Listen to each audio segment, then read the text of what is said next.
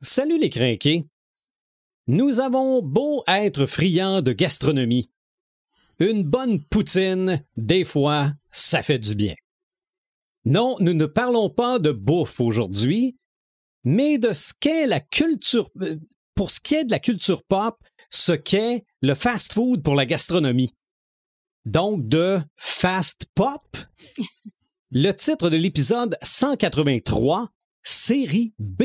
Marc de Paperman Gagnon, Joël Imaginatrix Rivard, Éric Red de Gamer Bourgoin et Sylvain The Animator Bureau, c'est le podcast des crinqués.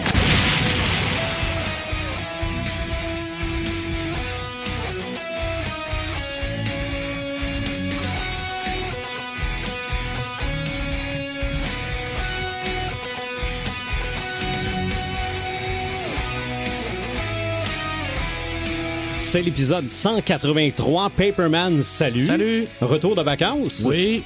Imaginatrix, salut. Hello. As-tu pris des vacances? Oui, des vacances tranquilles en région, au lac Témis. OK. Ben moi, j'en ai pas pris de vacances cet été.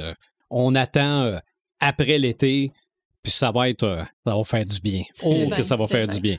Aujourd'hui, série B.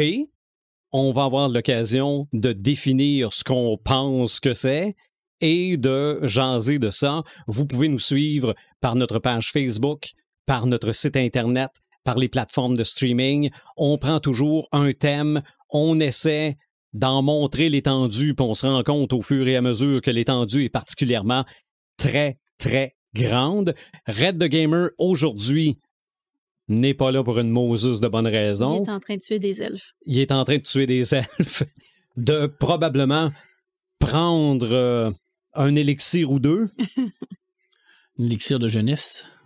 Probablement. Donc, en grandeur nature, présentement, avec une de ses filles aussi, Abby Collin aura l'occasion de nous en parler en long et en large. J'ai l'impression que ça va être un samalume de 35 minutes. C'est un pèlerinage. Oui, bon, absolument. Absolument. C'est... Ouais, je pense que Bicoline, sans vouloir faire de la pub, c'est la Mecque. Oui. Oh, oui.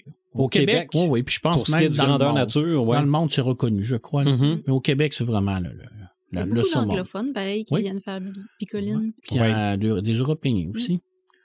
Aujourd'hui, on parle de série B, que je vais mettre dans la catégorie peut-être de plaisir coupable. Ouais. Mm-hmm. Oui. Mais un série B, c'est quoi, Joël? As-tu creusé la question? Ben oui, en fait, parce que j'ai trouvé ça curieux de connaître l'origine des séries B. En fait, ça date des années 30. Puis, à l'origine, c'était les gros studios qui faisaient ça. C'était généralement des longs métrages, puis c'était présenté en programme double dans les cinémas. Mm-hmm. Alors, il y avait le film A, qui lui était un film à gros budget avec des grandes stars, et ensuite était présenté toujours le film B, qui était un film à plus petit budget, mais qui intéressait quand même beaucoup les gens parce que il y avait quand même un fort concept, il y avait une petite touche d'originalité, on prenait plus de risques avec ces films-là, vu qu'il y avait un plus petit budget. Puis, ça a vraiment été un moyen pour les gros studios de se rentabiliser dans ces années-là parce que qui dit programme double dit on peut charger un petit peu plus cher à l'entrée. Fait que c'était un petit budget pour faire plus de revenus. Fait que ça a été très rentable pour eux. Mais là, vers les années 50, il y a eu une loi qui a été votée aux États-Unis qui a mis fin au programme double. Il y a eu l'arrivée de la télévision aussi. Fait que tranquillement, pas vite, les films de série B sont passés des grands studios vers les producteurs, les productions indépendantes. Puis vers les années 80-90, ben là, il y avait la contre-culture qui commençait à être très populaire à cette époque-là. Fait que ça a un peu surfé sur le mouvement contre-culture à ce moment-là. Aujourd'hui, on voit ça un peu de façon péjorative. Souvent, les séries B, on pense que c'est des films qui sont poches, qui sont moins bien faits, il y a plein de connotations négatives qui viennent avec ça. Quand en fait, sont juste cheap. Sont juste cheap. Sont toutes faites à petit budget. Mais là, encore là, avec les grosses méga productions à plusieurs milliards de dollars, c'est quoi un film à petit budget? on pourrait en discuter longtemps. Mm-hmm. Mais bref, ça reste que c'est un genre de film qui attire son public, un public qui est très niché, mais qui raffole de ces films-là parce que c'est des gens qui vont chercher quelque chose de différent, quelque chose d'original. C'est des gens qui vont être tannés, des films qui sont tout le temps prévisibles. Parce qu'on va se le dire, les films qu'on voit, les gros blockbusters, ils suivent une recette. C'est ça, c'est formaté. C'est formaté, tandis que dans un film de série B, tu le sais jamais à quoi t'attendre. Mm-hmm. Je veux dire, ça peut être très prévisible, comme ça peut aller dans des endroits complètement déjantés, de faire des virages à 180 degrés, des trucs comme ça. T'as aucune idée de qu'est-ce qui t'attend quand t'écoutes un film de série B. Puis, c'est ça, c'est des films qui surprennent, qui sortent du cadre mainstream, tu sais, les gens qui aiment pas ça trop, ce qui est tout populaire, qui aiment découvrir des trucs plus nichés. Fait que ça a vraiment son public cible, là, puis c'est un public qui est très fort, c'est un public de passionnés, de gens qui croient beaucoup en ces choses-là. Puis pour les créateurs, créatrices qui, eux, vont produire ces films-là, qui vont les scénariser, qui vont les réaliser, ben il y a une plus grande liberté au niveau de la créativité, tu sais. Les gens, le budget est très bas, fait que forcément, quand t'as pas beaucoup d'argent, faut que tu sois plus créatif plus pour imaginatif. Faire plus avec moins. Ils peuvent prendre plus de risques aussi parce qu'ils ont moins à perdre, contrairement aux grosses productions. Puis ça leur permet d'expérimenter, tu sais, d'essayer des recettes différentes, justement, que ce soit en explorant les genres, en explorant les thèmes, des fois en abordant des sujets qui sont un petit peu plus tabous, qu'on pourrait pas exploiter autrement. Fait que c'est un peu ça, là, Parfois même un peu plus hard aussi. Un peu plus hard, oui, c'est ça. On peut aller dans le plus extrême. Il y a beaucoup de réalisateurs que ça a été une porte d'entrée, le série B pour eux. Ah, je pense, il n'y a qu'un qui ressort du lot, Quentin Tarantino, par exemple, et il a eu sa notoriété par les séries B. Plusieurs acteurs Mais aussi. Je vais probablement te parler du parrain de tout ça tantôt. OK. Puis des acteurs, oui, puis des fois, c'est des acteurs qui sont sur la pente descendante, qui se retrouvent dans la série B. On pense à Nicolas Cage, par exemple, qui continue à faire des films de série B. Bruce Willis, avant qu'on apprenne malheureusement qu'il était atteint d'une maladie grave. Mais souvent, c'est une porte de sortie. Puis il y a des grands acteurs qui sont devenus des acteurs de série B reconnus, surtout à l'époque, là, des années 50, 60, là. Vincent Price, par exemple. Je veux dire, Christopher Lee, toutes les périodes de Hammer, tout ça. Je veux dire, on était là-dedans. Là. Je veux dire, c'est pas... on a tant tendance à penser, comme Joël l'a dit, que c'est des cochonneries puis que c'est poche, mais c'est pas le cas. Il y en a, bien entendu. Oui. On s'est entendu que dans des super productions à 4 millions, il y en a aussi qui sont vrai. Mais comme je disais tantôt, pour un gastronome, une poutine, c'est de la cochonnerie. Mais ça ne nous empêche pas d'en manger. Puis je pense qu'il y a un public pour ce genre de film-là, tant au niveau des créateurs qu'au niveau des auditeurs et des auditrices. Ils aiment ça. Et je veux dire, ça pogne. La preuve, c'est qu'il y a des stations de télévision qui sont dédiées aux films de série B. Vrai. Je veux dire, il y en a plein, là, pas rien qu'une, il y en a plein. On parle souvent de frissons, nous autres, ici, là, parce qu'on est amateurs. Moi, je suis amateur de ça, mais je pense que toi aussi, des fois... Mais est-ce que c'est série B ou série Z, ça? Des fois, c'est plus série Z, mais ils ont quand même beaucoup de série B. Oui. Ils en passent beaucoup de série B, mais c'est vrai que... Tu parlais des Hammer, je pense que des fois, il y en a sur frisson. Puis c'est vrai, par contre, qu'il y a beaucoup de série Z, là, qui est comme une coche en bas, là. On pense qu'on est vraiment là dans le bas. Là. Sharknado, là. Ça, c'est série B. C'est série B. Ça, c'est série B. Sharknado, là. C'est série Z. Mais ça, c'est un. Tu parles de Sharknado, là, tu rouvres la porte, là. Ça, c'est un série B voulu. Ben oui, c'est voulu. Parce que c'est quand même des gens qu'on connaît qui sont là-dedans. Là. Il y a des gros noms. C'est ça. C'est fait pour ça. Mais faut pas oublier non plus que faut oublier justement la connotation péjorative de série B. Tu sais. Oui, c'est voulu, là. Oui, les créateurs qui font des films de série B, c'est ce qu'ils recherchent. Tu sais. Ils veulent aller explorer ce genre-là. Ils veulent aller pousser leurs limites et tout. Tu sais, c'est pas de quoi qu'ils font par dépit ou parce qu'ils n'ont pas de talent ou parce que c'est vraiment juste, c'est la zone qu'ils veulent aller explorer. Oui. Dans la littérature, Est-ce qu'on a des romans de série B? Ben, c'est difficile il n'y a pas de classification série B en littérature, mais par contre, il y en a, là. Je veux dire, on prend Harlequin, par exemple. Tu sais, je veux dire, c'est clairement une série de livres qui est faite pour ça. Je veux dire, c'est voulu. Tu sais, je vais te donner des chiffres. Puis là, tiens-toi, parce que tu vas peut-être tomber en bas de ta chaise, là, OK? C'est plus de 1000 titres dans une trentaine de langues qui attire environ 50 millions majoritairement de lectrices. Sais-tu combien de livres qui ont été vendus? Mais là, tu dis 30 titres, là. C'est 30 titres par année? Non, 30 langues. En 30 langues. Une trentaine de langues. Ouais, 1000 titres. Sais-tu combien que devant depuis les derniers chiffres datent de 2022 à peu près? Depuis quelle année? Depuis 49. Québec, c'est canadien d'ailleurs. Ça a été créé à Winnipeg. Je savais pas que c'était canadien. 7 milliards de livres vendus. Sont-ils cotés en bourse? Ben, je sais pas, là, mais je sais. Non, mais ça, c'est... Je sais pas qui a fait de l'argent avec ça. C'est vraiment du fast-food du roman. Là, ben, c'est toujours la même recette. C'est toujours majoritairement la même histoire, pratiquement. On change de nom, on change de place, on change de lieu. Ben là, tu vas m'obliger de parler des films de Noël. Là. Ben, on est dans le même genre, là, parce qu'en plus, c'est quasiment la même compagnie. Là. Il y a Harlequin, puis eux autres, c'est Hallmark. Bon, on est proches, là. Puis toujours la couverture sulfureuse. Oui, bien entendu, avec le beau... Fabio. Le beau garçon... habituellement torse nu avec un six-pack à la Hugh Jackman, puis tout le temps une belle femme avec des cheveux longs, blondes, normalement, ou brunes, là, c'est un des deux. Mais ça attire. Écoute, c'est 50 millions de lectrices depuis 1949 environ, parce que c'est dur à spécifier.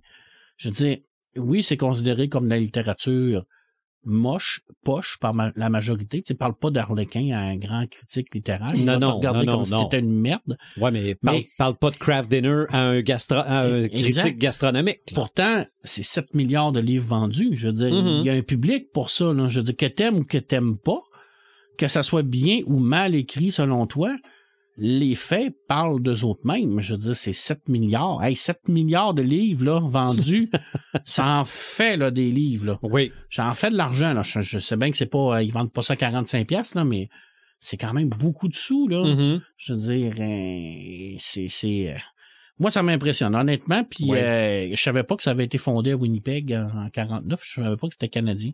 Mais oui, c'est un monsieur qui s'appelle Richard Bonnycastle.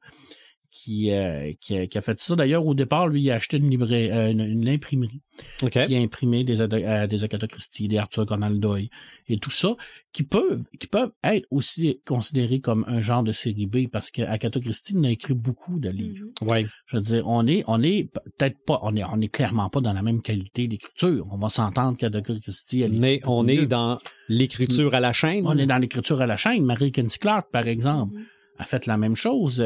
Peterson, récemment, a dit qu'il écrivait plus de livres, que c'était toute une équipe en arrière de lui qui écrit des livres à tour de bras. Et ça se vend par coups de millions, là, ces livres-là. Là.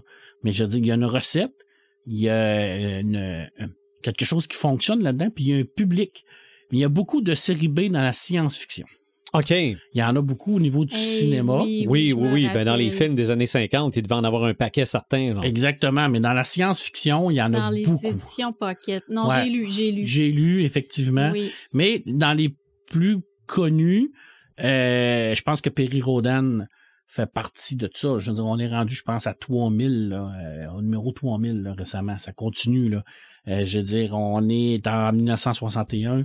C'est un Allemand qui part ça. C'est une série allemande, une série de science-fiction, parce que c'est un ancien coureur automobile qui est pogné dans un monde de science-fiction. Puis ça va beaucoup évoluer. Ça va bien entendu changer d'auteur souvent, parce que c'est jamais le même auteur. Et depuis 1963, on est rendu au 43e cycle de la série, au numéro 3000. Puis ça continue, là. Puis ça se vend. Ça continue à vendre, là. Je veux dire, c'est incroyable le nombre de bouquins qui peut sortir et de se dire, ben, on en vend encore, malgré le fait que c'est souvent la même histoire. C'est tout le temps le même style d'écriture, même si c'est pas les mêmes auteurs. Couverture toujours par un artiste qui sort de l'ordinaire au niveau de la science-fiction. On aime beaucoup ça, d'attirer l'œil à Perry Rhodan avec des couvertures extraordinaires. On voit des affaires de fous, des vaisseaux spatiaux, des fusils laser. On est tout le temps dans l'action avec Perry Rhodan, mais c'est une très, très belle série. D'ailleurs, il y a des très bons numéros dans Perry Rhodan. Il y en a des très moyens, il y en a des très mauvais, comme dans tout. Mais on est clairement dans une série B de la littérature, à mon avis. Là. Ben, est-ce que la littérature série B serait du comfort book? Oui. Parce que je pense que oui. Tu sais ce que tu vas en voir avant de commencer à le lire. Je pense que oui. Honnêtement, là, je pense que oui. L'autre grosse série, Bob Moran. Oui. Ça, par contre, Bob Moran, ce qui est quand même assez incroyable, c'est que Harry Verne a été dans le processus pratiquement jusqu'aux dernières années parce qu'il est décédé récemment. Je pense l'année dernière ou l'autre année d'avant. Ça fait pas très longtemps. Même s'il écrivait pas, il a quand même été toujours dans cette production-là. Et là, on a, écoute, je sais pas comment qu'il y a de romans de Bob Moran. J'ai pas de chiffres. Mais ça continue encore, adapté en bande dessinée, adapté aussi en roman, en nouvelle, et ça continue, il y a plusieurs cycles. Écoute, ça date de quand, Bob Moran? Bob Moran, ça, c'est dans les années 60. Disait ça. Si je me trompe pas. Et c'est pas avant ça.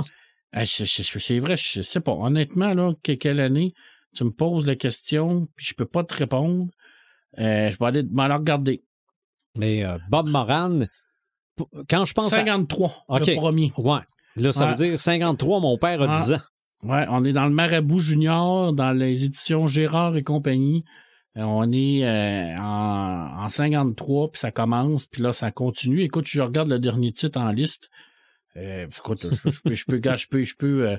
peux faire la page jusqu'à l'infini. Tu peux scroller longtemps. Je peux scroller longtemps, là, ça n'arrête pas, puis ça n'arrêtera pas non plus, parce qu'il y a une recette qui est gagnante. Je pense que ça continue. Puis l'avantage de Bob Moran, c'est que c'est universel.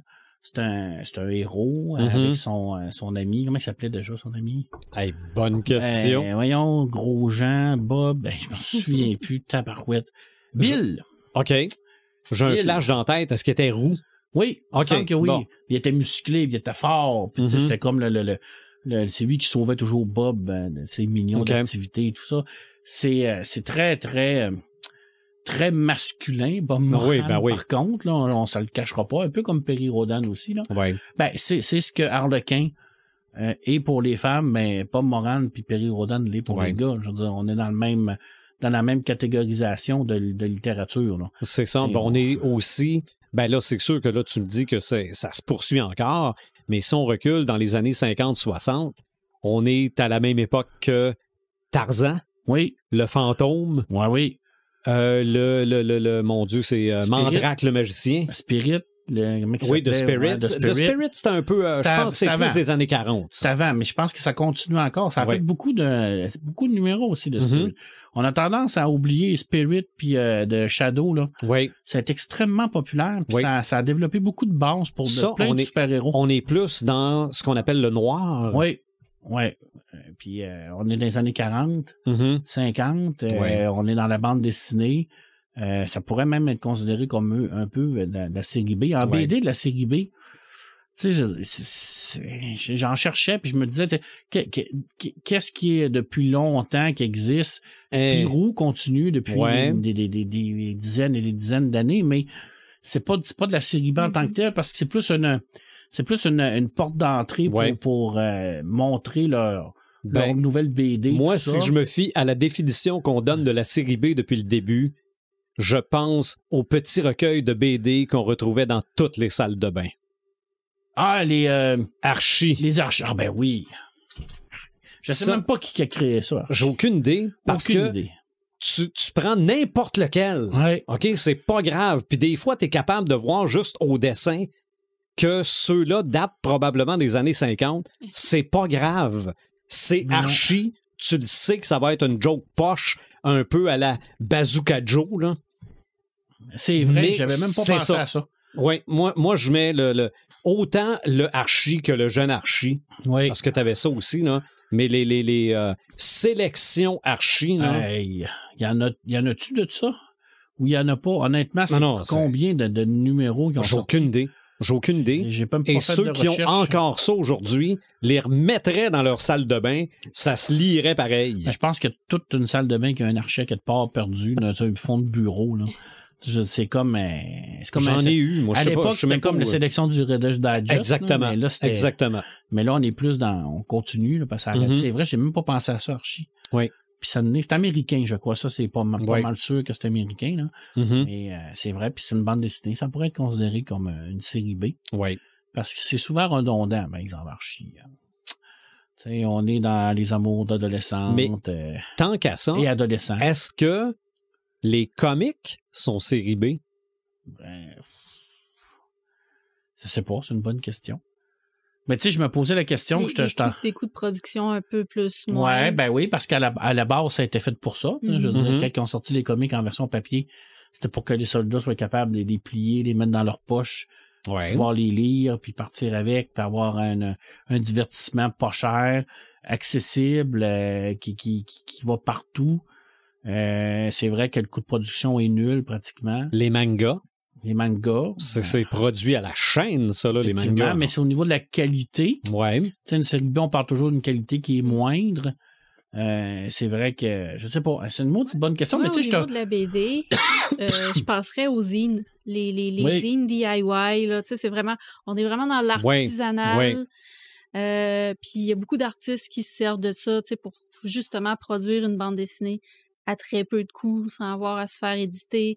Ils font imprimer ça au bureau en gros, puis ils brochent ça à la maison. Puis c'est super populaire. Là. Il y a même des événements à Montréal. Puis il y en a eu un à Saint-Simon, pas loin de chez nous cet été. Mais ça existe encore? Oui, c'est encore très populaire. Parce que je sais que des fois, tu allais dans un dépanneur, puis à côté de la caisse, c'est vrai, tu avais un petit magazine broché qui était moins bien dessiné que le reste. Là. Mais là, vois-tu, encore là, c'est vraiment la culture artistique, c'est vraiment réapproprier ça. Puis c'est redevenu super populaire.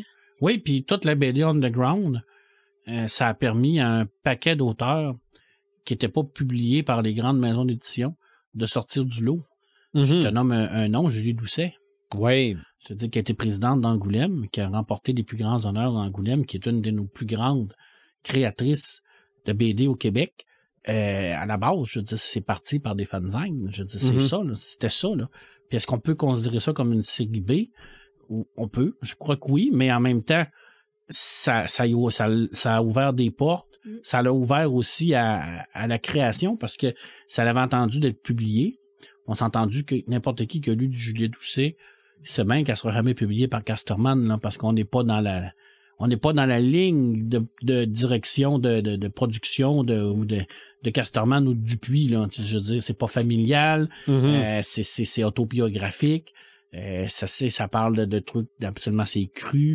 Dans le fond, on est tous dans la définition du série B, dans le fond. Moi, je t'écoute, puis c'est exactement qu'est-ce qu'on parlait tantôt. Ouais, puis ça a ressorti du lot, puis ça a fait en sorte qu'elle est devenue ce qu'elle est devenue, malgré le fait qu'elle n'a pas publié énormément. La qualité a été reconnue. Souvent, il y a des films de série B qui sont quand même reconnus, même si leur qualité n'est pas grande, mais en même temps, tu sais, je me posais la question tantôt avant le pré-show, je disais que j'étais allé voir Deadpool et Wolverine. On est dans un film qui a coûté des millions de dollars. Mais qu'il y a des codes de série B dedans. Écoute, moi, je regardais ça hier et je me disais, j'étais en train de regarder une grosse série B à coût de millions, là. Tu sais, je dis, c'est un craft dinner. OK, la boîte est en or. Mais ça s'arrête là. Je veux dire, la petite poudre est pareille, puis les pâtes sont pareilles. Là. Bon, il y a peut-être rajouté du jambon ou du bacon dedans. Là, mais de la saucisse. De la saucisse, mais ça reste que je regardais ça, puis je me disais, c'est là. Des fois, c'est volontaire aussi de faire ça. Exactement. Des fois, c'est vraiment de s'amuser avec ça. Quentin Tarantino l'a fait très bien. Je veux dire, dans tous ses films, on a toujours ce petit côté là. Oui, mais il y a eu aussi une espèce de programme double avec Grindhouse puis Rodriguez. Rodriguez avec Grindhouse puis je me rappelle pas, c'est d'auto avec Kurt Russell. C'est ça. Puis là-dedans, il y a eu une pub de Machete qui est devenue un film par la suite. Exactement, parce que c'était à la base une publicité qu'il avait faite pour le fun. C'est Rodriguez qui avait fait ça. D'ailleurs, Rodriguez aussi vient des séries B. Oui. Je veux dire, c'est un réalisateur de séries B qui est devenu, après ça, reconnu. Puis qui a parti une carrière assez incroyable à Hollywood. Ouais. Mais oui, puis ça a devenu Machete. D'ailleurs, le film Machete, c'est un méga film. J'ai vu aucun de ces films-là. C'est des méga films de série B, là, de A à Z. Là, la structure du film, le visuel du film, la pellicule du film, la musique du film, tout est série B, là. Ils ont probablement même rajouté les petites barres de cassette VHS. Tout est fait pour ça. Tous les codes sont là, tous les clichés sont là, tout est parfait. Ouais. C'est probablement des plus beaux films de série B que j'ai jamais vu de ma vie. OK. Tu sais, c'est faut dire que l'acteur qui fait Machete, là. Ouais. On dirait qu'ils ont écrit le rôle pour ce gars-là. Là. Puis lui, t'as tout qu'un passé, cet acteur-là. Il l'a pas eu facile. Ouais. Mais c'est vrai. Hey, mais faut que t'écoutes ça. C'est presque l'enfant, le descendant de Charles Bronson. Ouais. Qui faisait d'excellentes séries B, lui, avec. Ben, John Wayne faisait des excellentes séries B aussi. C'est parti de là. Tu sais, je veux dire, tous les films, bien qu'on reconnaît pas un style particulier pour les séries B, mais western, il y en a eu beaucoup. Ben oui. Fait qu'on considérait pas ça comme des films de série B, mais ça le notait. Puis John Wayne, c'est qui John Wayne? C'est moi, John Wayne. Ça, c'est dans Full Metal Jacket, qui n'est pas un film de série B. Non. Mais je me posais la question, Wolverine, Deadpool, pour moi, c'est un gros, là. Ben oui. C'est un gros film de série B, là, qui a aucune histoire. Qui s'assume. Mais qui s'assume. C'est ça que je pense qui fait la beauté de la série B. C'est que tu t'assumes. Oui. La femme qui est en arrière, la femme ou l'homme qui est en arrière un roman d'Harlequin puis qui commence à écrire, elle sait ou il sait qu'est-ce qu'il va écrire. Il sait qu'est-ce qu'il doit écrire. Puis c'est assumé. Quand ils te vendent ça, ils te vendent pas du rêve en disant c'est le Pulitzer. Non, c'est un roman d'amour qui se passe sur l'île de Knektoket. C'est ça. Puis, on a changé les lieux. Exactement. Et les noms des personnages. Tu vas avoir un beau pêcheur. Mais c'est la même chose que le dernier roman que vous avez lu. Exactement. Tu vas rencontrer un beau pêcheur qui va partir en mer, puis il va disparaître. Puis là, c'est ça. Mais c'est ça que le monde veut. Ouais. Je veux dire, c'est ça que ce public-là veut. Puis je pense qu'il y a beaucoup de séries de romans qui sont comme ça. Ouais. Tu sais, quand ça s'étire, là. Tu sais, je veux dire, les Schtroumpfs, par exemple. Tu sais, je veux dire, Peyo est décédé, mais on continue les Schtroumpfs. Mais c'est toujours la même affaire, c'est toujours la même recette. Oui. Mais c'est ce qu'on veut. Mais est-ce que les Schtroumpfs sont série B? Est-ce que... C'est de la qualité parce que c'est une belle BD, mais on est dans une recette gagnante. Parce que là, tu parles des Schtroumpfs, mais moi, pendant que tu parlais, je pensais à Astérix. Astérix, je sais pas, parce que là, on... Mais si t'as pas ce à quoi tu t'attends d'un Astérix, tu l'aimeras pas. Non, c'est clair. Même si c'est bon. Non. S'ils changent la recette, si t'as pas de banquet à la fin... Ou de plan au début. Puis t'as pas Assurance Tourix qui mange un coup sur la tête, ça va chialer, là. C'est clair que ça va chialer, là. Il va y avoir des levées de rideau, un paquet de gens qui vont dire c'est pas un Astérix. Parce que c'est ça qu'on veut. On veut avoir le comfort food. C'est ça. Le comfort lecture. T'sais, de lire puis te dire je rouvre un Astérix, je sais qu'est-ce que je vais avoir. Je suis content. Tu vas être surpris, mais tu sais quand même. Tu sais ce que tu vas avoir. T'as la base. Tu vas avoir tes anachronistes, tu vas avoir plein d'affaires, des jeux de mots. Tu le sais. Ce que tu as. Quand tu rouvres un Blake et Mortimer, tu sais ce que tu vas avoir. Tu sais, c'est des séries qui durent dans le temps, mais le lectorat qui vieillit, malheureusement, à un moment donné, ça va arrêter parce que c'est des séries qui ont beaucoup de difficultés à créer un nouveau public, ce qui devrait normalement être le cas aussi de Harlequin, j'imagine, là. C'est encore drôle. Mais je sais pas, moi, je sais pas. Ben, justement, cette semaine, j'étais avec une amie, puis on a vu une petite bibliothèque de rue. Puis elle a saisi le Harlequin, puis elle hésitait vraiment à le prendre, là. C'était son genre. Voilà. Elle a même âge que moi, là. Tu sais, au Québec, on a vu la montée de la littérature. Là, je vais dire le mot, mais j'haïs ce mot-là, là, la chitlit. La chiclite, oui. Ça, moi, j'haïs ça, ce mot-là. J'aime pas ça, moi, j'haïs ça. Je trouve que ça fait vulgaire, mais ça est extrêmement populaire. Oui. Puis ça l'est encore. Cette littérature qui majoritairement sont écrits par des femmes pour des femmes.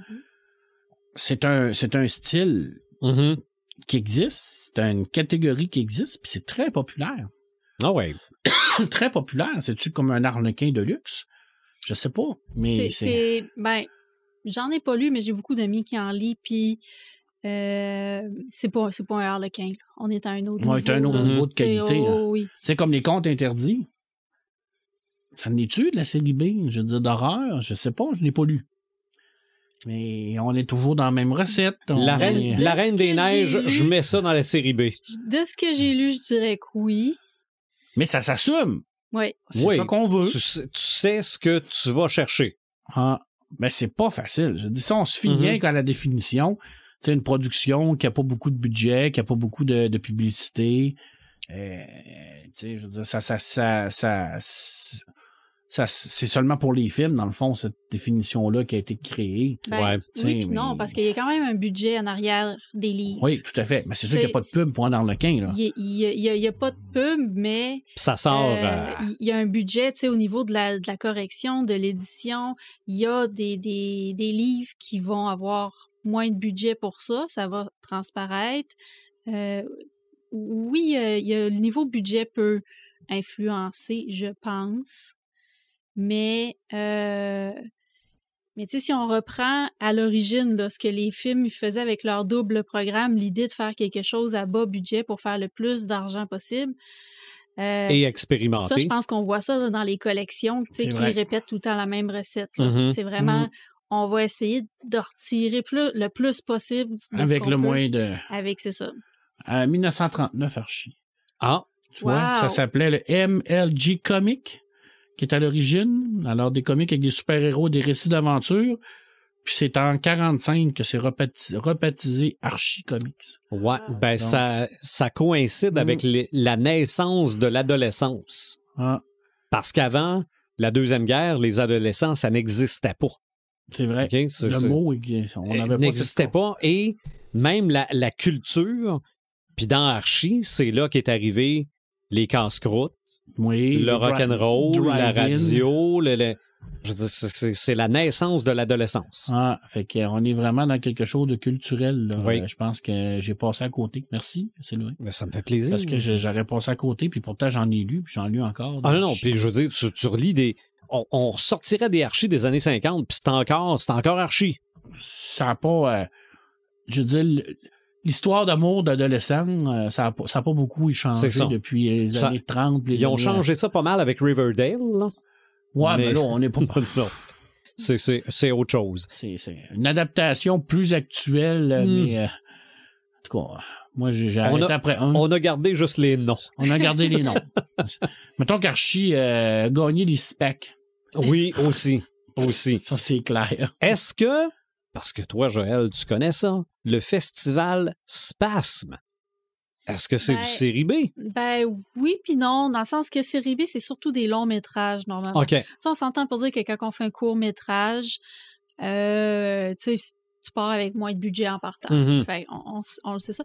Mais oui, à Spasme, il en passe des longs métrages, des fois. Me semble que c'était à Space, là, le film que je vous parlais pendant l'épisode de Marionnette, qui était Frank and Zed. Ça, c'en est un bon série B. Là. C'est un série B avec des marionnettes, mais super low budget, puis c'était un long métrage. Mais oui, on en passe à Space, mais ça fait toute partie de la même culture là, de trucs un petit peu plus nichés, un petit peu plus contre-culture, hors normes et tout. Là, c'est dans le même environnement. OK. Là.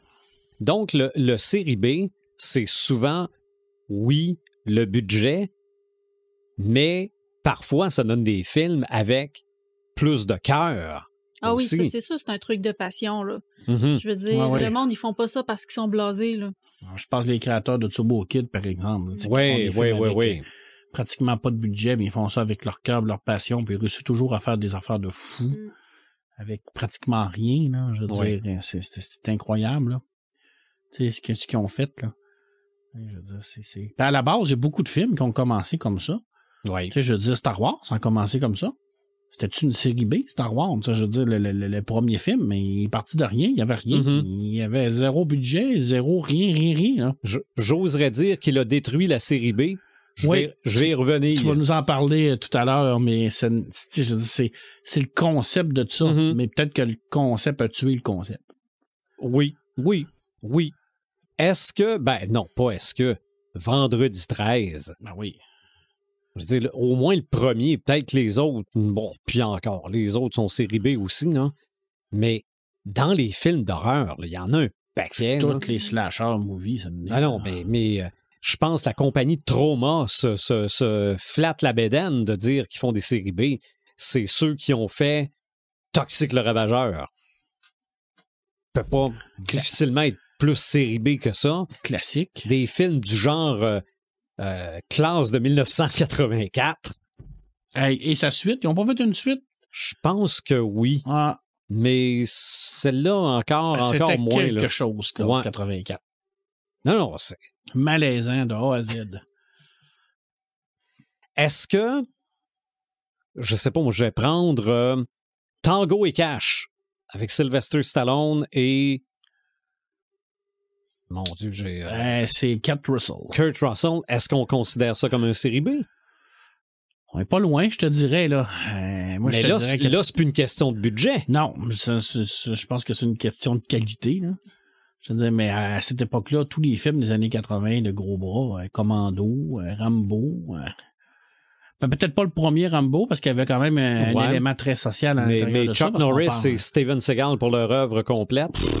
Écoute, Chuck Norris, c'est le roi du série B de karaté, là. Mm-hmm. Puis Steven Seagal, ben, c'est le roi du série B de je te casse les bras, là. Oui. C'est épouvantable, là. C'est tout le temps la même recette, toujours la même affaire. Oui. Il est tout le temps pareil, une côte de cuir, c'est une petite queue attachée avec ses cheveux. Puis je donne des coups dans les airs, puis je te casse un bras. Oui. Tout le temps la même affaire. Et à l'époque des clubs vidéo, il y avait toujours le truc de marketing suivant.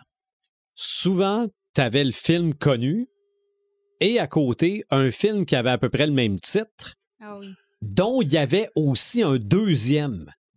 OK? Je sais pas, moi, tu avais les avions de l'enfer et les avions de l'enfer 2. Donc, toi, tu te disais, tabarouette, s'ils en ont fait un deuxième, le premier doit être pas pire. Tu venais de te faire hameçonner. Mais c'est vrai, ça. Mais oui, le club vidéo, c'était vraiment l'endroit pour découvrir les films de série B. Parce que souvent, c'est des films qui font pas le cinéma avant de sortir. Direct to video. Mais je me souviens de ça. Il y avait The Abyss. Puis juste à côté, il y avait Deep Space 6. Oui. Qui est le même genre de film qui se passe dans une... c'est ça. Puis comme The Abyss, c'est déjà loué parce qu'on est vendredi. Exactement. Puis là, tu t'attends à avoir quelque chose qui ressemble à The Abyss, mais c'est zéro ça. Ah, non. Tu te faisais c'est un série all the way, là. Mais ça se passe dans une station, dans le fond de l'eau. Puis là, tu te dis, c'est comme The Abyss. Je vais le prendre. Tu sais, je vais avoir un peu... Mais ça, ça pleuvait, là. Il faisait exprès. Non, ça, là. Il y était... Les placements sur les tablettes étaient calculés pour ça. C'était sûr. C'était pour louer. Il fallait que tu sortes la cassette. C'est incroyable. Et puis ces films-là ne devaient pas lui coûter cher. Fait que s'il louait, il rentabilisait vite. C'est sûr. C'est sûr. Non. Des fois, il y avait peut-être ça en package d'une boîte de 30 pour 10 piastres. La nuit des morts-vivants de Wes Craven, puis à côté, tu avais le lac des morts-vivants. Oui, exactement. Ah, c'est sûr. Puis là, tu te dis, je vais prendre le lac des morts-vivants. Tu finis d'écouter le film, tu te dis, qu'est-ce que c'est ça? Non, mais pis ça, il y avait, comme l'Internet n'existait pas, tu pouvais pas savoir que c'était pas bon avant de l'avoir vu. Non, parce que tu lisais l'arrière. Tu disais, waouh, ça a l'air super intéressant. Puis la pochette était faite pour attirer ton œil. Fait que t'avais une super. C'était là qui était le budget. Ben oui, t'avais le lac, là, t'avais le zombie incroyable. Puis tu te dis, ça va être cool. Là, t'arrivais, puis c'était des gens avec des sarraux blancs, puis la peinture blanche d'en face. Ah non. Ça puis. Je me suis fait avoir. Corps à vidange. Ça, là, si je trouve un lien pour que tu puisses regarder Corps à vidange, c'est du monde qui boivent de l'alcool frelaté puis qui fondent. OK? Il y en a un dans un dépotoir qui commence à boire ça assis sur un bol de toilette parce qu'on jette ça dans les dépotoirs. Puis à un moment donné, la caméra s'en va au-dessus du bol de toilette puis tu vois une face en caoutchouc qui... parce qu'il est en train de boire puis il fond. Parce qu'il a fondu dans le bol. Mais la pochette! Quelle pochette de cassette VHS. Cannibal Holocaust. Oui. C'est une série B? Oh, oui. Oui. Tout ce qui s'appelait Cannibal quelque chose, oui. Oui. Même les faces à la mort, je mets ça dans les séries B. 9 face à la mort. Ah, ben, en tout cas, surtout le premier, là.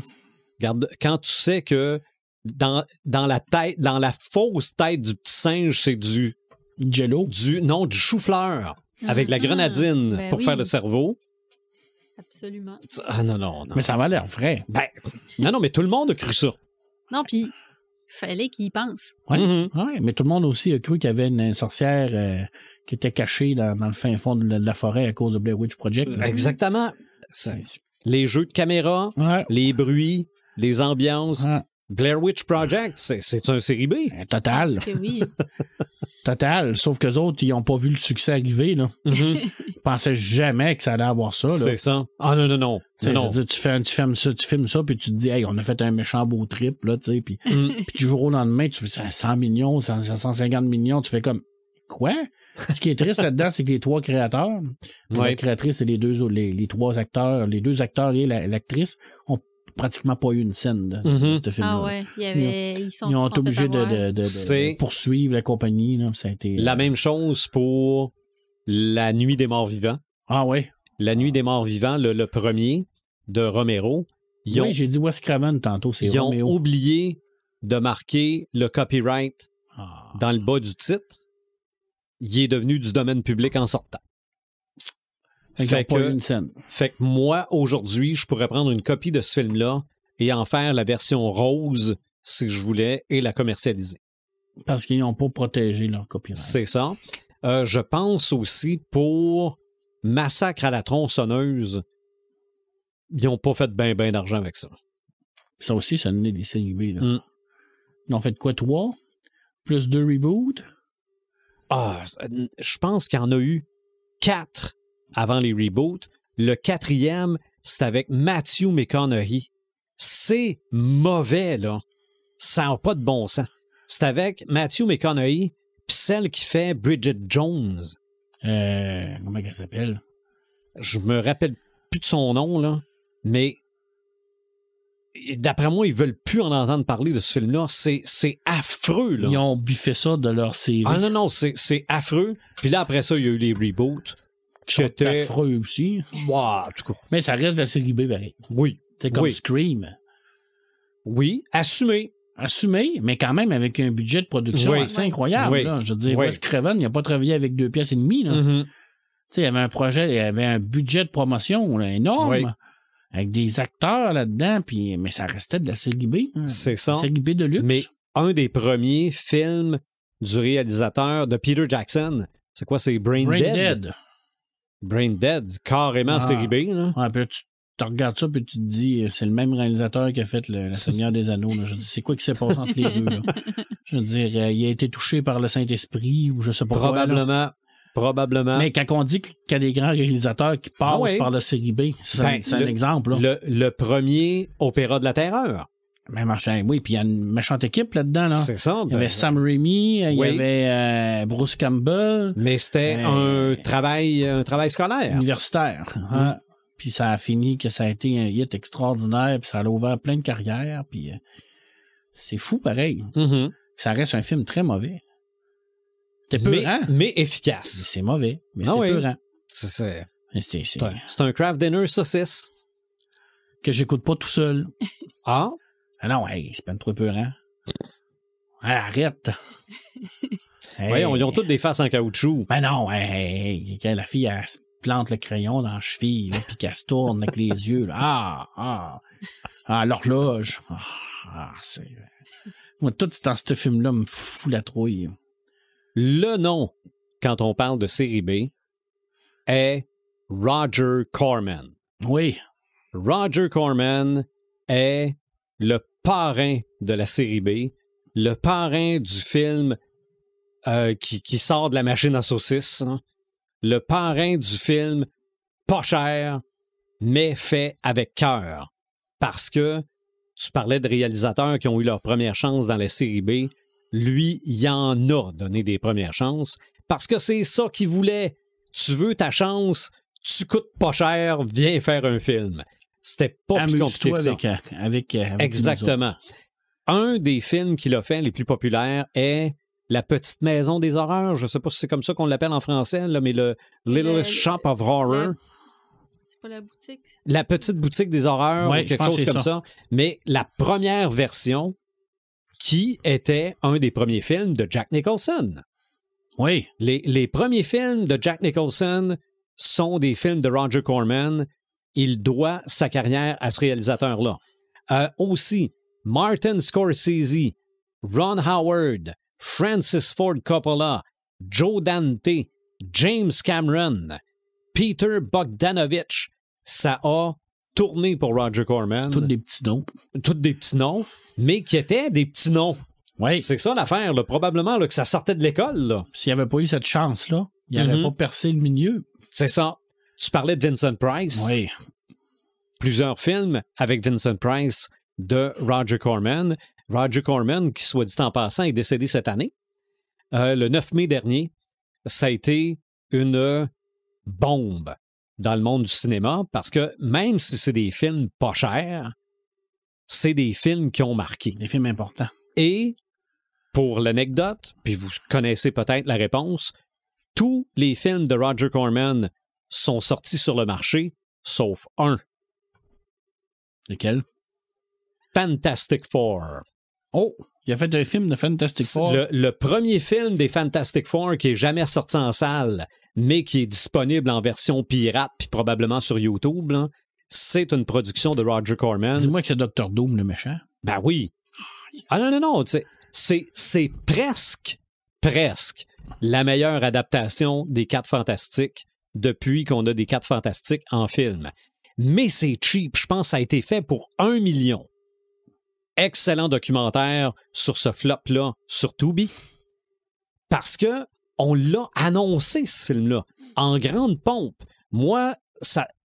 D'après moi, c'est en 1993 que j'ai acheté une revue où on annonce ça, où on voit des photos du tournage, le costume de la chose, parce que la chose était vraiment faite en caoutchouc, là. Et les bandes annonces étaient sorties, mais le film n'a jamais sorti en salle. Pourquoi? Parce qu'il a juste été fait pour conserver les droits. Ah. Parce que la compagnie qui avait les droits aux 4 Fantastiques, s'il n'y avait pas un film de fête, perdait les droits. Voyons donc. Donc, ce film-là, même si il y a du monde là-dedans qui ont mis leur carrière en jeu, qui ont fait ça avec cœur parce qu'il n'y avait pas de Moses de scène, ça n'a jamais été présenté. C'est plate. N'importe quoi. Puis Marvel veut pas sortir ça. Même pas. Il pourrait le mettre en extra sur un DVD ou un Blu-ray. Là. Ça peut pas être pire ce qu'ils ont fait le dernier. Là. Je ne l'ai pas vu, celui-là. Ben... Personnellement, je ne verrai pas le prochain, mais bon, on verra rendu là. Mais non, à un moment donné, là, c'est... Monsieur Fantastique s'étire le bras, là, puis c'est quasiment des broches qui tiennent un bras en tissu, là. Ah non, c'est... Mais il y avait quand même de l'imagination. C'est ça. Mais il y avait Dr. Doom. Je pense qu'il y avait même Mole Man dans ce film-là. Il faut que j'écoute ça, moi. Mais c'est ça. Roger Corman est dans le documentaire, parce qu'il y a un documentaire sur Roger Corman, je pense sur Tubi aussi. Lui, là, c'était des films série B, et dans les années 60-70, il y avait des films où ce n'était que ça. Avant, entre autres, l'arrivée des films porno, mais ça, c'est un autre dossier. Parce qu'il y en a beaucoup de série B dans les films porno. Oui, absolument. Mais on va passer. Oui, absolument. Série X. Mais lui, il faisait des films genre, je sais pas moi, la femme de 12 pieds. Bon, regarde, des films de dinosaures, n'importe quoi. C'était du fast-food cinématographique. Et quand je te disais que c'est Star Wars qui a tué ça, c'est que, c'est Roger Corman qui le dit lui-même, quand Star Wars et la guerre, pas la guerre des étoiles, mais les Dents de la mer sont arrivés, il s'est dit, mais c'est exactement ça que je fais. Mais eux autres, ils le font avec un gros budget. Star Wars puis Jaws, c'est des séries B avec du cash. Je suis tout à fait d'accord. Pour ce qui est de l'histoire, puis du thrill, puis du presque prévu d'avance, non? Non, puis mais après ça a été fini, Roger Corman. Avec des effets spéciaux faits sur un coin de table aussi, parce qu'il n'y avait rien. Ah non. C'était ça, là, aussi. Là, parce que, d'après moi, si on se mettait à regarder le vaisseau impérial de proche, il y a probablement des morceaux dessus qu'on reconnaîtrait. Ben oui. Que c'est un bout de brocheuse. Non, c'était ça. C'était fait avec les moyens du bord, puis... mais plus payé. Ouais. Parce que c'était des acteurs quand même pas très connus non plus. Ben dans Star Wars, à part Alec Guinness, là, puis Peter Cushing. Oui, mais Peter Cushing était quand même sur la fin. Sur la fin, puis lui aussi, il était beaucoup dans les séries B aussi, avec le Hammer et tout ça. Oui, ben d'ailleurs, c'est peut-être pour ça qu'ils l'ont pris. Ouais, sûrement. Puis c'est un ami proche de Vince Price, puis de Christopher Lee, puis toute cette gang-là. C'est ça. Voyons, lui qui jouait Frankenstein. J'ai oublié son nom. Peter Slouma, je me souviens plus. En tout cas, mais c'est toute cette gang-là. Ça en était beaucoup de série B. Là. Christopher Lee en a fait en tabarnage les séries B. Là. Ben, c'est un peu pour ça qu'ils l'ont ramené dans la prélogie. Exactement, parce que les Dracula, là, il en a fait absolument. finir. Là. Puis probablement que Roger Corman en a fait là, de ces films-là. Ben, parce qu'à part ça, Alec Guinness, d'ailleurs, qui a toujours dit qu'il ne comprenait rien à ce film-là, puis qu'il a joué dedans pour l'argent. Parce qu'il dit, je comprends rien. Ils me font dire des textes, puis je ne sais pas à quoi ça sert. Il n'a pas beaucoup aimé son expérience. Film qui a quand même été sauvé par la musique. Puis ça, vous fouillerez dans nos podcasts, on en parle. Hein, Jaws et... Oui, puis par le même. Par le même. Non. Star Wars, pas de musique, puis Jaws, pas de musique. Oublie ça. Ah non, mais enlève la musique de Star Wars pour mettre de la musique pic, paf, paf, là. Puis c'est un drop, là. C'est un flop total. Est-ce que c'est la première bande-annonce de Star Wars que c'est pas la musique de John Williams? Je sais pas. Mais... Série B. Ça fait un flop, là. C'était pas la musique de Williams, c'était un flop, mais monumental, là. Tu regardes ça de loin, de proche, là. C'est une histoire de base. Dans un documentaire sur des cassettes de Star Wars, il mettait la séquence où il traverse avec une corde. Un grappin. Avec le grappin. Pas de musique. Ouf. C'est lourd. Ça fait cheap. John Williams, c'est pour ça qu'il est considéré comme un génie. Ah oui, non, il raconte une histoire avec sa musique. L'âme de ces films-là, c'est la musique. Là. Mais dans les séries télé, série B, il doit en avoir quelques-unes. Là. Ben, on considère toutes les séries de Dallas, puis de Dynasty. Non, les soaps. Les soaps? C'est toute la série B? Les soaps. Moi, je mets ça en série B. C'est sûr. Dallas et Dynasty étaient des soaps avec du budget. Ouais. Et Feu de l'amour. Non, mais c'est soap, là. Mais c'est vrai qu'il y a tout ce qui est quotidienne. Tu sais, c'est des séries que faut qu'ils tournent les épisodes quand même assez rapidement parce qu'il y en a beaucoup à tourner. Fait que des fois, dans le jeu des acteurs, ça paraît... C'est ça, tu reprends pas 20 fois la même séquence. Non, c'est vite. Doctor Who. Ils n'ont pas le temps d'apprendre le texte tant que ça. Non plus, ils reçoivent ça, puis c'est comme on le tourne dans 2 semaines. Oui, puis ils tournent 4-5 épisodes, coup sur coup. Puis, non, c'est Doctor Who, je sais pas. Je suis pas un fan de Doctor Who, j'en ai pas écouté beaucoup. C'est ça, moi non plus, je connais. Je pense pas que ça serait série B. Parce que c'est une série qui existe depuis... Peut-être dans les débuts, là, mais dans ce que j'ai écouté dans les dernières années, ça fait quand même 5 ans certains. Mais non, c'était pas tant série B que ça. C'est sûr aussi qu'il y a des séries que tu regardes aujourd'hui qui font série B, mais qui ne faisaient pas série B à l'époque. Genre Star Trek. La première saison, mais c'est assumé. Oui, c'est ça. C'est très, très assumé, mais c'est vrai. Tu regardes aujourd'hui la première série Star Trek, ou même parce que on parle de Frisson TV, genre Au pays des géants. C'est quoi aussi où il voyage dans le temps, là? Prisonnier du temps. Ouais. Non, ça. Mais à l'époque, dans les années 60, c'était révolutionnaire. Ouais. Batman 60, 69. 66. 66. C'est-tu de série B? Je sais pas à quel point qu'on peut comparer ce qu'on faisait à l'époque versus ce qu'on fait aujourd'hui comme étant une série B, je pense pas. Parce que Batman 66, c'est extraordinaire au niveau des effets spéciaux puis au niveau des pour le temps, les absolument. décors. C'était jamais vu, il y avait des ordinateurs. Vrai. Moi, j'ai une série en 66 qui a des ordinateurs. Des ordinateurs avec du papier qui sort. Des fiches. Oui, avec des trous. Des trous.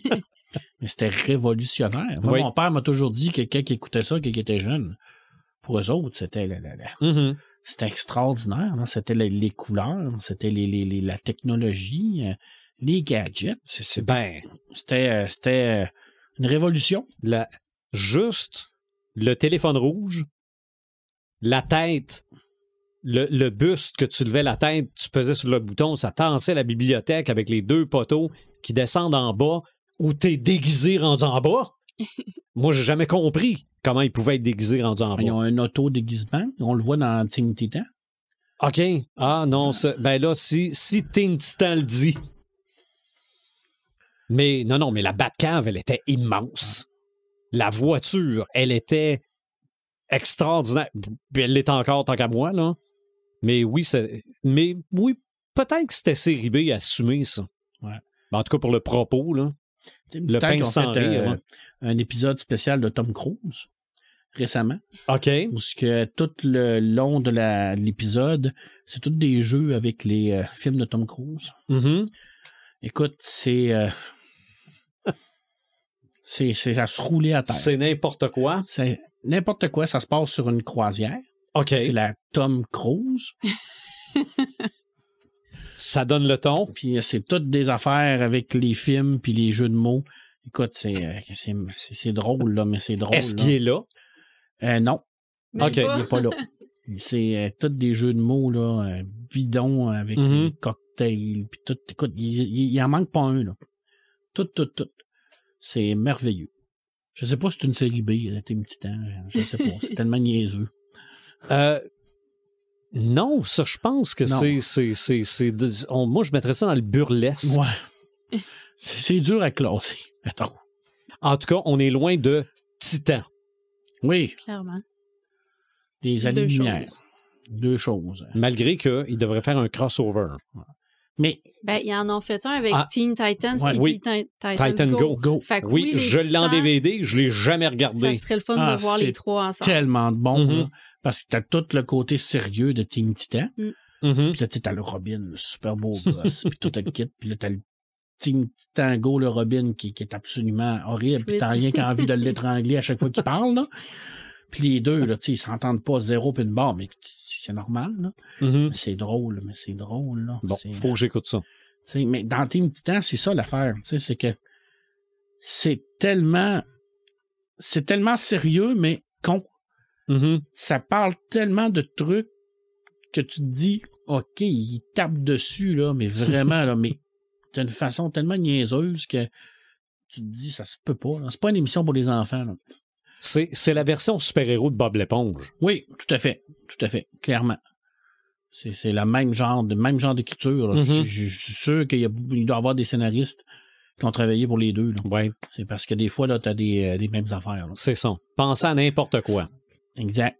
N'importe quoi peut être adapté, peut être ri. C'est la façon de le faire. Bob l'éponge avec son crayon. Magique. Ah, ça, Bob, là, il était naïf, là. Mais de naïveté, tu peux pas haïr ce personnage-là. Non. C'est un cœur sur 2 pattes. Mais tu peux cependant avoir beaucoup de compassion pour Carlo. Oui. Carlo, là, il a plein de défauts, mais mon Dieu que je trouve qu'il fait pitié. Ah, il en mange des solides. Puis un bon fond. Oui. Ouais. Est-ce que c'est série B, Bob l'éponge? Oh, je sais pas. C'est hors catégorie.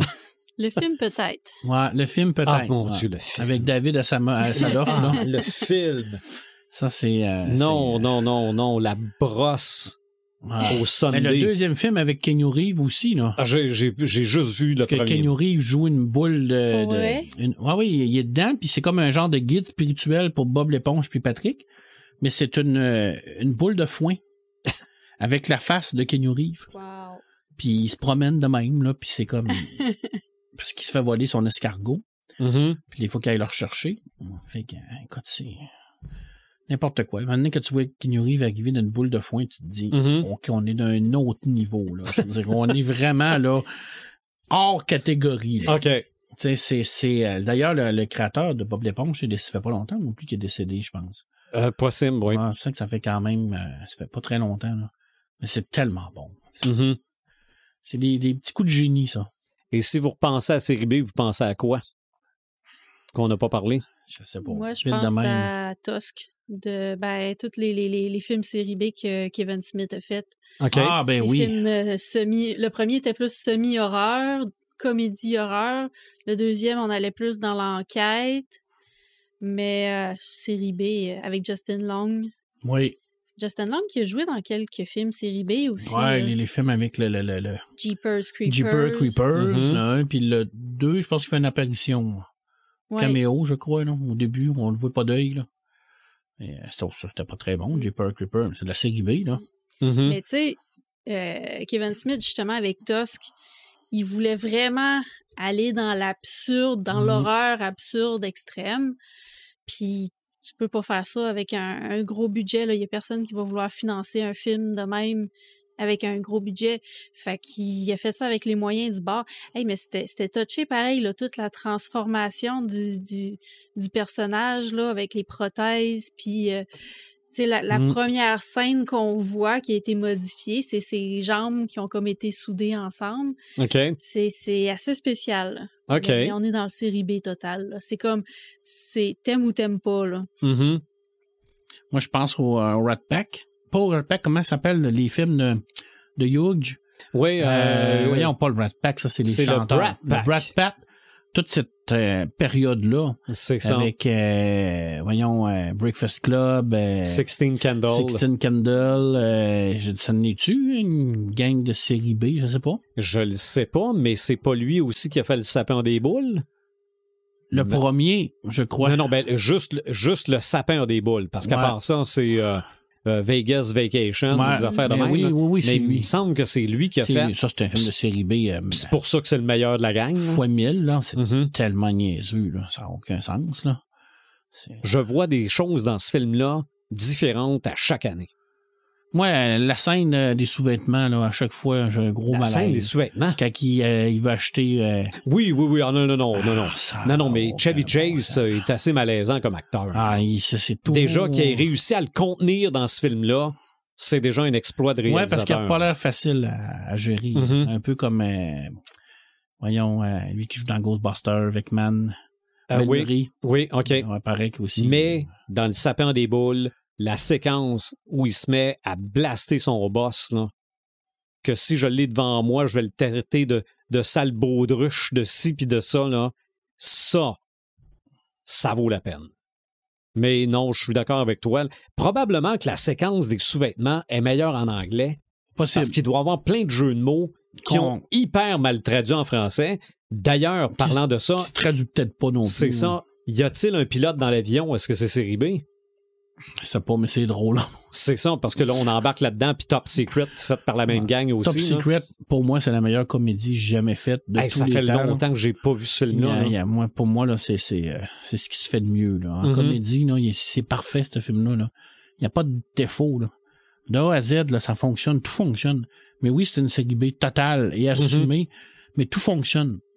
Tout est absurde, tout est con, mais c'est tout le temps... Mais c'est fait pour ça. C'est tout le temps de bon goût, tout le temps bien placé, c'est brillant comme histoire, mais c'est niaiseux. Là, c'est niaiseux, ça. Tu penses que la fille a les cheveux au vent sur la moto quand en fait, elle a les cheveux comme ça? C'est n'importe quoi. Puis Val Kilmer, encore là, tu sais, je veux dire, c'est dans ses premiers films. Oui. Je me demande si c'est pas le premier. Écoute, il pète l'écran. C'était un film pas boche, là. Tu sais, je veux dire, c'est quand même Val Kilmer. Après ça, il y avait des immenses films, là. Oui. Tu sais, je veux dire, c'est un acteur reconnu. Mais il est parti avec ça. Mais c'est drôle, là. Mais moi, je pense que toute la Ferris Bueller Day, tous ces films-là, là, c'était un genre de film d'ado, de cette époque-là, des années 80, là.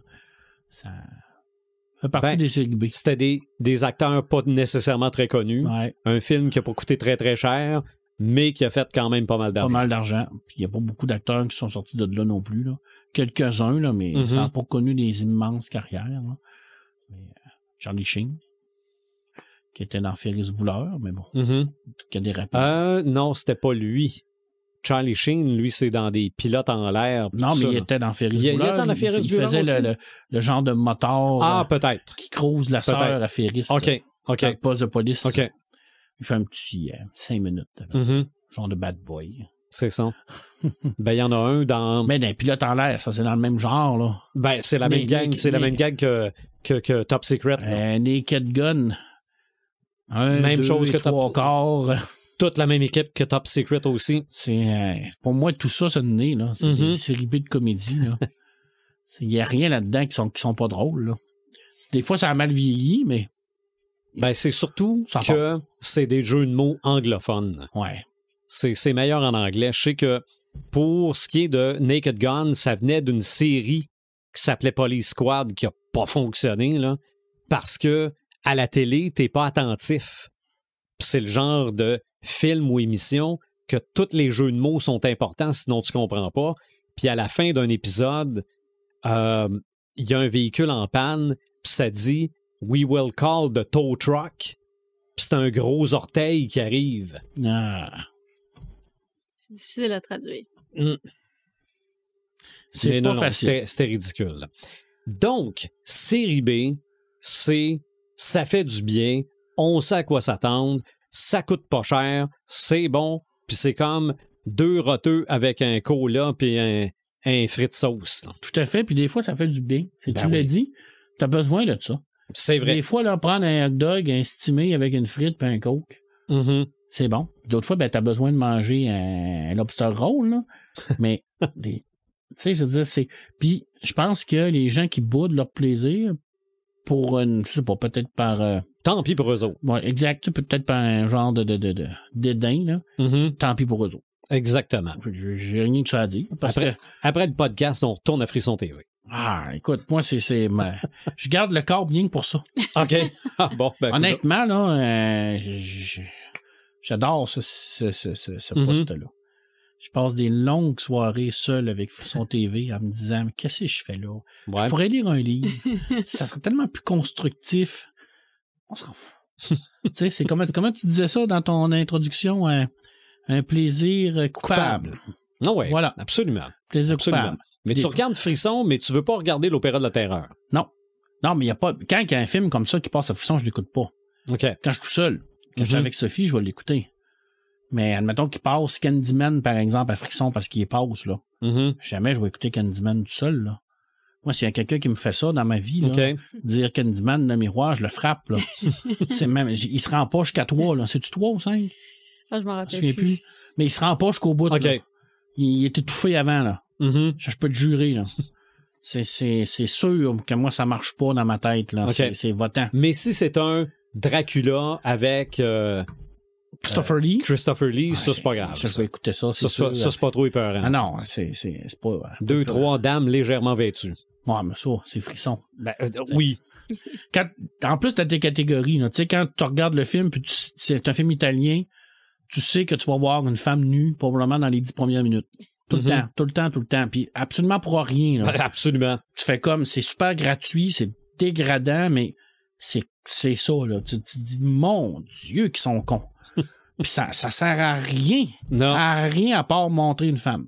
Les Italiens sont très forts là-dessus. Oui. Très, très forts. Encore une fois, un iceberg. Vous pouvez nous suggérer des séries B si vous voulez. Nous sommes preneurs. Il y a sûrement des séries B que nous, on a nommé, que vous dites, ça n'est pas ça, vous êtes dans le champ de patate. Peut-être. Mais je continue de dire que pour la BD, Archie, c'est du série B. Ah, moi, je suis d'accord. C'est bien correct de même. Nos ça m'allume, Imaginatrix. Oui, moi j'en ai 2 cette semaine. En fait, le premier, la dernière fois qu'on s'était vu, j'étais en train de lire ce livre-là qui était Venefica de Raphaël B. Adam. Et fallait vraiment que je vous en reparle dans mes Ça m'allume parce que je l'ai adoré. C'est un roman quand même assez court, à peine quelques 200 pages, dans lequel on suit l'histoire d'une femme qui est en fait une toxine, qui va, c'est une prédatrice, elle va aller chasser les hommes pour les manger. Puis, il y a toute une espèce d'univers autour de ces toxines-là. Il y a toute une hiérarchie aussi parce que la toxine, en fait, c'est des femmes qui sont comme... Elles se décrivent comme étant pas jolies. Tu sais, elles pensent qu'elles ne sont pas jolies, qui sont comme un teint très pâle, très neutre, pas attirante du tout. Fait que pour avoir leur proie, ben ça leur prend des fleurs. Fait qu'elles vont travailler en duo avec des fleurs qui vont attirer les proies, puis la toxine va les dévorer. Il y a toute une espèce de hiérarchie en arrière de ça. C'est vraiment très intéressant. C'est une histoire de vampire, mais botanique un peu, puis un peu de mélange de tout ça. C'est moi ce que j'ai aimé. Il y a pas beaucoup d'action. Il y en a un peu plus au début, mais c'est un roman qui est très atmosphérique, qui est très au niveau de l'ambiance. Puis même dans les premiers chapitres, on a une scène qui se déroule dans cet univers-là, l'univers des toxines, où est-ce qu'on assiste à un de leurs rituels. Puis là, ça met vraiment en place là, les bases de comment que ça se passe dans leur culture. C'est quasiment comme une secte un peu, mais on comprend c'est quoi les liens qui unissent toutes ces personnes-là ensemble. On comprend c'est quoi leur pouvoir, pourquoi qu'elles font ça. Fait que c'est vraiment, vraiment très intéressant comme film. C'est une société qui est matriarcale aussi. C'est un roman qui est très féministe à ce niveau-là. Puis c'est pas juste un cliché inversé là, de mettre la société matriarcale. Là, tout a sa raison d'être. Mais au fil du livre, ben le personnage, dès le départ, elle aime pas sa condition de toxine, elle aime pas ça, tuer des gens pour devoir se nourrir. Fait qu'on va la suivre à travers ça, puis elle va essayer de se sortir de ça, même si c'est très difficile parce que elle a besoin de manger de la chair humaine pour survivre. Fait que c'est tellement encadré comme une religion, le monde dans lequel elle vit, que ça suit l'histoire de cette fille-là qui va essayer d'aller briser les dogmes de cette religion-là, de cette secte-là quasiment. Fait qu'on la suit à travers tout ça, puis c'est vraiment très bien fait. Raphaëlle Béadan, elle a une écriture qui est exquise, que j'ai toujours aimée. J'avais lu ses nouvelles avant. C'est son premier roman qu'elle sort. Puis, bref, il y a comme toute cette espèce d'atmosphère-là qui est comme beau puis sombre en même temps. Ça crée des contrastes que j'adore vraiment beaucoup. Fait que c'est une lecture que je vous recommande beaucoup. Elle a d'ailleurs été nominée pour quelques prix, dont je le dirai pas, mais je sais qu'elle a été nominée pour 2 prix présentement en nomination. C'est à voir si ce livre-là va s'en sortir, mais d'après moi, là, c'est un livre qui vaut vraiment la peine. Mon deuxième, ça m'allume. Ben, en fait, c'est une expérience que j'ai vécue cette semaine. Il y a un groupe de 4 artistes qui se sont rassemblés. En fait, c'était une initiative du SODEC, qui est pas du SODEC, mais du ROSEC, qui est le réseau de diffusion des arts dans l'Est du Québec. Et ces 4 artistes-là ont formé un groupe qui s'appelle Les Flambettes. Alors, on avait Belle Grandfille, d'Anne-Georges Mackenzie, Velours, et à la prose, on avait Mathieu Villeneuve, l'auteur. Fait que c'était un genre de show expérimental avec 3 styles de musique très différents, plus le côté littéraire avec Mathieu Villeneuve. Fait qu'il y avait des parties qui étaient juste comme racontées comme ça, avec une petite musique autour, puis c'était un show. Moi, quand les premières chansons ont commencé, ben ça a commencé avec un texte de Mathieu. Ensuite, les chansons ont commencé. Je vous jure, j'avais la chair de poule sur les bras, tellement qu'il se dégageait quelque chose de ça. C'était intimiste, ça nous amenait ailleurs. Il y avait il y a comme eu un extrait à un moment où que j'avais juste les yeux ronds comme des 2 piastres, puis je me faisais comme « Wow, c'est donc bien magnifique ce à quoi j'assiste présentement ». Fait que un beau show qui est encore qui roule encore présentement jusqu'à la mi-septembre dans l'Est. Fait que si jamais vous avez la chance, si ça passe près de chez vous, allez voir ça. C'est un beau mélange de culture aussi, un mélange de toutes sortes de styles. Une belle soirée là, cosy, étonnante, puis vraiment ça te fait déconnecter, ça t'amène dans un autre monde. Cool. Paperman? Moi, j'en ai 2. Pendant mes longues vacances, où j'ai vraiment décroché totalement et beaucoup de tout, j'ai fait quelque chose que je fais jamais, j'ai lu. Parce qu'habituellement, pendant mes vacances, c'est vrai, en vacances, tu lis pas. Mais là, j'ai lu. J'ai comme eu un croche de lecture, puis je suis allé sur ma pile à lire, qui était immense. Fait que le premier que j'ai lu, c'est les Chroniques de Narnia. Non, j'ai essayé, puis j'ai t'as essayé. Ouais, mais je me suis réessayé, puis c'est vraiment pas pour moi. Jack Vance. J'avais 2 BD qui traînaient dans mes trucs, qui étaient ça s'appelle La Geste des Princes Démons, qui est une adaptation d'un cycle de Jack Vance, qui est un auteur de science-fiction américain, que je connaissais de nom, mais que je n'avais jamais lu. Les 2 BD étaient scénarisés par Jean-David Morvan, qu'on a déjà eu au podcast avec les adaptations de Conan. Et j'ai adoré ça. C'est vraiment une histoire de vengeance spatiale, où tu as un jeune garçon qui part se venger de 5 princes démons. Pas des princes, oui, c'est des genres de princes démons, c'est comme des genres d'entités qui peuvent prendre l'apparence de n'importe qui. En tout cas, bref, il part pour se venger de ces 5-là, puis il fait la galaxie au complet. Et puis là, je me suis dit, les 2 BD sont bonnes, mais ça adapte seulement qu'une partie. Je veux avoir le reste, fait que je l'avais à la bibliothèque. Je l'ai pris et j'ai commencé à lire La Geste de Prince Démon. J'ai pas terminé parce que ça fait quand même 1300 pages, parce qu'il y a 5 tomes, mais c'est vraiment très bon. Jack Vance, c'est vraiment très, très bon auteur. Bien traduit, je suis vraiment surpris. J'ai beaucoup aimé ça. Par contre, je suis tombé dans un autre livre qui traînait sur ma pile puis que j'ai jamais lu. Parce que j'avais pas tant aimé la série sur Netflix. J'avais jamais joué aux jeux vidéo. C'était Le Sorceleur. OK. Je connaissais bien entendu ça, parce que ça fait quand même acte de roman comme assez reconnu au niveau de la fantasy. Mais je suis un peu d'accord avec toi, la série s'est essoufflée. C'est pêle-mêle un peu, la série. Il y avait plein d'affaires, plein d'histoires, tout se mélangeait. Je comprenais fuck all. Excusez-moi le thème, là, mais je comprenais rien de cette série-là, parce qu'il y avait comme des flashbacks. Puis là, on savait pas d'où ce qu'on était, dans le passé, futur, présent. Puis j'ai fait comme, Puis j'avais le tome 1 qui traînait, que j'avais reçu en service de presse. Puis je me suis dit, je vais essayer ça. Écoute, j'ai dévoré ça en 2 jours. J'ai lu 400 pages en 2 jours. Ça, c'est rare, ça m'arrive. J'ai adoré ça. J'ai vraiment aimé ça. Et le premier, le dernier vœu, est exactement comme la série. Ce n'est que des nouvelles qui se passent dans différentes époques. Mais bon, c'est beaucoup mieux raconté, c'est beaucoup mieux mis en contexte. On le sait avec les indices où ce qu'on est dans le temps.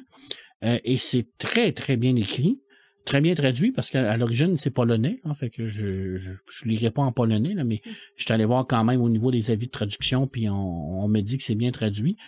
Puis j'ai beaucoup aimé ça. J'ai trouvé ça. J'ai trouvé le monde passionnant. Avec un côté magie, un côté politique, un côté trahison.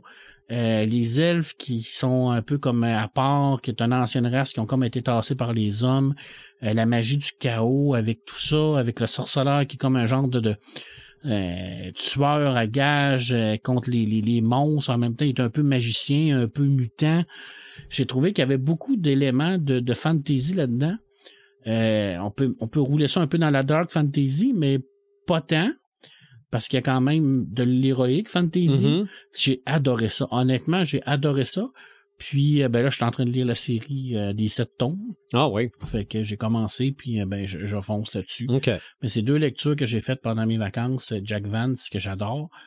Puis ça, le sorceleur. Mais est-ce que le jeu est venu après ou c'est le jeu qui a donné l'idée de faire des romans? Non, le roman. Après ça, il y a eu le jeu vidéo. OK. Seulement sur console. Puis il était censé sortir... Non, seulement sur PC.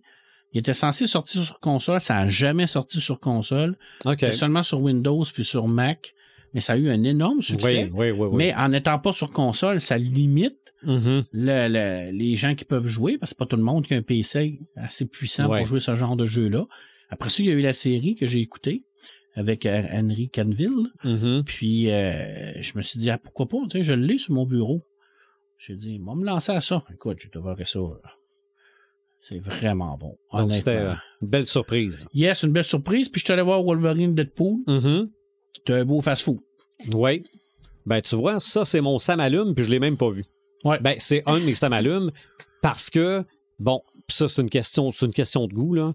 Moi, je sais que c'est une histoire de multivers avec des clins d'œil au passé, non? Ah, c'est que ça. Ça, je commence à en avoir un peu ma claque. Mais eux autres aussi. Bon, OK. Ils le disent dans le film. OK. Bon, mais peut-être que je vais finir par aller le voir, mais ce qui m'allume, c'est le succès de ce film-là, parce que ça démontre que si tu mets des héros à l'écran qui ressemblent aux héros que tu as dans ta tête, la salle est pleine. Oui. Fait que là, l'histoire de fatigue, là... Écoute, ça commence, le film commence je te dirais probablement en varlopant le très médiocre Logan, là, qui a été encensé par la critique à pu finir, là. Mais Wolverine est mort, puis Deadpool va le chercher, puis il disait, comment qu'on va faire pour ne pas briser le super film de Logan qui a fini avec une grande épopée puis tout ça? On s'en balance. Il dit, on déterre le cadavre, mais il est pas mort. Il va se régénérer, mais il est mort. Pareil. Puis il torche tout le monde avec le cadavre de Wolverine. Il utilise les côtes, il utilise les griffes, Écoute, tu te dis, là, le film de Logan, là, il en prend une varlope, là, mais totale, là. Puis c'est assumé, là, rien que pour ça, ça vaut 1 milliard. OK. Tu sais, je veux dire, de passer là-dessus en disant, là, écoute, comme tu dis, là, tu sais, donnez-moi un vrai Wolverine, là. Ben lui, là, il est vrai, là. Tu sais, les Wolverines que t'as dans les BD, là, qui torchent tout le monde, puis qui tuent, là, puis qui se sacent de tout, là, c'est lui, là. OK. Comme tu dis. Avec son costume jaune. Avec son costume jaune. Le vrai super-héros, là. Tu sais, c'est le grincheux, le tasse-toi, sinon je te tue. C'est lui. Okay. Ça vaut de l'or, là. Oui. Je suis d'accord avec toi. La fatigue, là, ben, changez pas mettez les vrais. Tu sais, Logan, c'est boire, excuse-moi, là. Ah, puis, veux-tu qu'on parle de Hulk aussi? Tu sais, je veux dire, Hulk, c'est une machine à détruire. Mais mettez un vrai Hulk dans un film, puis il va y avoir du monde. Ben, tout à fait. Ramenez Iron Man avec un autre acteur au lieu de ramener le même acteur dans le rôle de Dr. Doom, ça va peut-être pogner. Aussi. Mais je suis content, moi, qu'ils reviennent dans Dr. Doom. Ben, en tout cas, on verra pour quelle raison ils ont pris cet acteur-là. Il doit avoir une petite passe-passe qu'on connaît pas encore. Là, mais... Tu suis pas mal les comics. C'est deux personnages qui se ressemblent beaucoup. Là. Oui. Victor Von Doom puis Tony Stark, c'est deux égaux surdimensionnés. Vrai. Deux ingénieurs de génie. Ça ressemble pas mal. Il y en a un qui a... Ben, en fait, un qui a mal tourné, puis non. On peut-tu dire que Dr. Doom il a mal tourné? Non, moi, je suis pas capable de dire ça. Je veux dire, il prêche pour sa paroisse, puis c'est tout. Exact. Puis son pays, ça va très bien dans son pays. Il n'y a personne qui est malheureux là. Puis, c'est ça.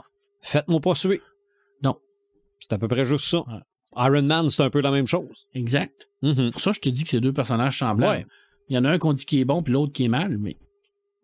Il l'est-tu tant que ça? Limite, dans Marvel, MCU, Tony Stark, c'est quasiment méchant. Non. En tout cas, il y a des arcs où justement, ils s'en sont débarrassés pour le remplacer par sa version ado. Oui. Mais ça n'a pas été un succès, là, non, mais bon. Mais tu sais, il y a des bouts que tu as envie que Thanos, il sac une volée, là. Non. Il y a besoin de 2-3 claques pour y dessouffler l'ego un peu, là. Je suis d'accord avec toi. Et aussi, on est dans le série B. Je mettrais ça là-dedans. J'ai regardé la première moitié de la 6e saison de Cobra Kai. Ça, c'est une 6e saison? Oui, 6e saison de Cobra Kai. Ouais. C'est la moitié. Oui, parce que l'autre moitié... Novembre? Je me demande si c'est pas plus loin que ça. Je me demande si c'est pas janvier, février. En tout cas, mais bon.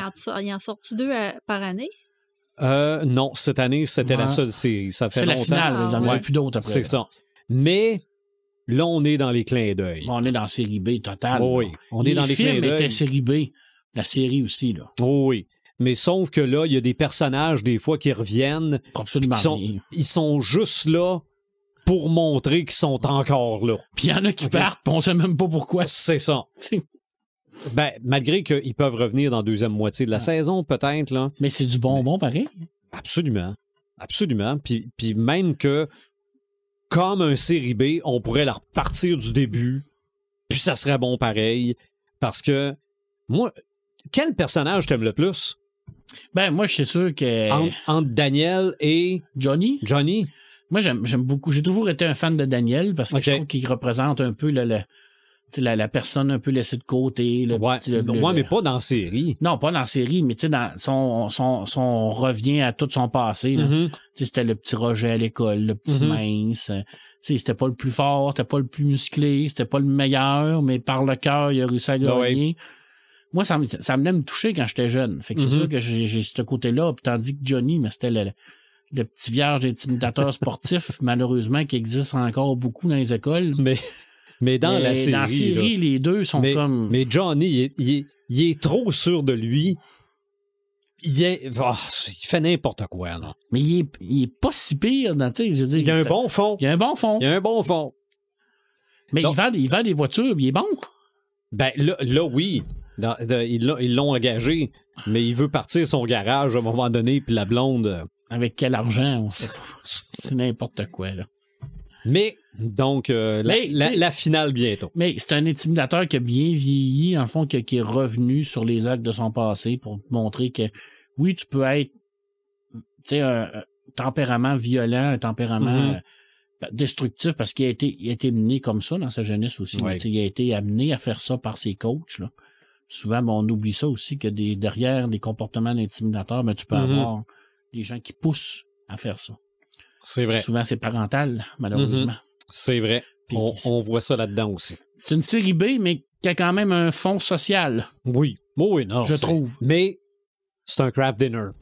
Saucisse. Total. Prochain épisode. Extra crémé. Ah, je vais essayer ça. Il y en a un extra crémeux, là. Oui. Oui. Moi, ma blonde, elle met du cheese whiz dedans. Fait qu'on pourrait dire cheese whiz. Oui. Tu le fais avec de la crème à la place du lait. Oh, ça doit être écœurant. Prochain épisode, nous allons parler de santé.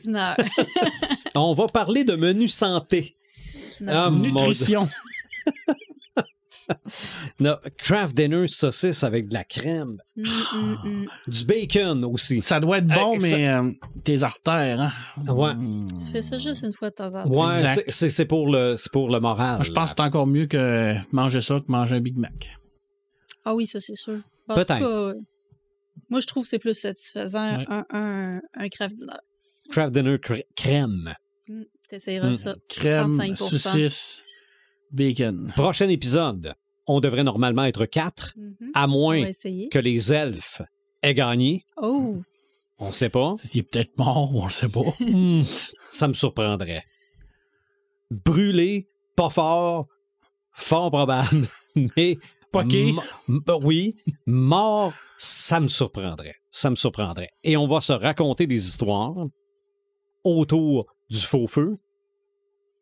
Que je vais installer dans le studio. Après ça, on va probablement parler de romans policiers. Oui.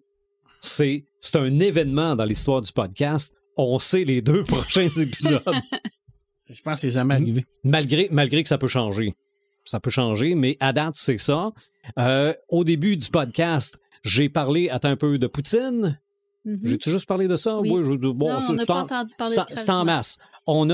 J'ai commencé en parlant de Poutine. On finit l'épisode, ça sent la sauce à spaghetti. Parce que Chérie est en train de faire de la sauce à spaghetti pendant qu'on fait le podcast. Continuez de nous écouter via notre site Internet. On est accessible par notre page Facebook. On est sur les différentes plateformes de streaming. On se retrouve à l'épisode numéro 184.